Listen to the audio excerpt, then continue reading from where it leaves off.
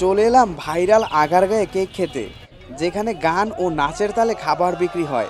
অনেকেই এখানে খাবার বিক্রি করে ভাইরাল হয়েছে। কেক খেতে এসে কেক না পেয়ে খেলাম চিতই পিঠা। ভাইরাল নামক ভাইরাস থেকে আগারগাঁওকে রক্ষা করতে সেনাবাহিনীর অভিযান। সো বিস্তারিত জানতে পুরো ভিডিও জুড়ে আমার সাথেই থাকুন। আসসালামু আলাইকুম গাইস, বরাবরের মতো চলে আসলাম ঢাকা বিশ্ববিদ্যালয়ের মেট্রো স্টেশনে। আজকে আমরা যাব আগারগাঁয়ে, যেখানে ভাইরাল কেক পাওয়া যায়।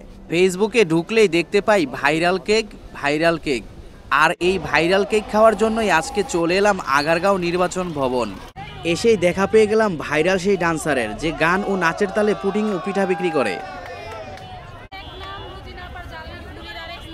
তারপর দেখা পেয়ে গেলাম নতুন এক ঝালমুড়ি আপুর সাথে, কিন্তু দুঃখের বিষয় হচ্ছে এত হাক ডাক দিলেও আপুর দোকানে কাস্টমার নেই। এরই মধ্যে শুরু হয়ে গেছে কঠিন মারামারি, যা এখনকার আগারগাঁয়ের নিত্যদিনের ঘটনা। ভাইরাল কেক খেতে এসে ভাইরাল বিক্রেতাদের না পেয়ে খেয়ে নিলাম চিতই পিঠা। চিতই পিঠা স্বাদটা অসাধারণ ছিল। খেতে না খেতেই দেখি অবৈধ দোকানপাট উচ্ছেদে সেনাবাহিনীর অভিযান। সেনাবাহিনীকে দেখে অনেকেই দোকান ছেড়ে পালিয়ে গেছে। সেনাবাহিনী যেতে না যেতেই আবার সবাই কেকের দোকান নিয়ে বসেছে।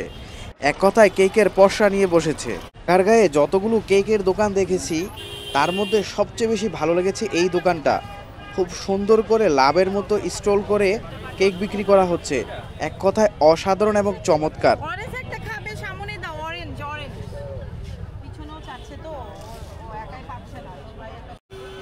অনেককেই দেখছি খুব আনন্দ করে উৎসাহের সাথে কেক খাচ্ছে। প্রিয় বন্ধুরা, যদিও আমার কেক খাওয়া হয়নি, কিন্তু আমার ঘুরে অনেক ভালো লেগেছে।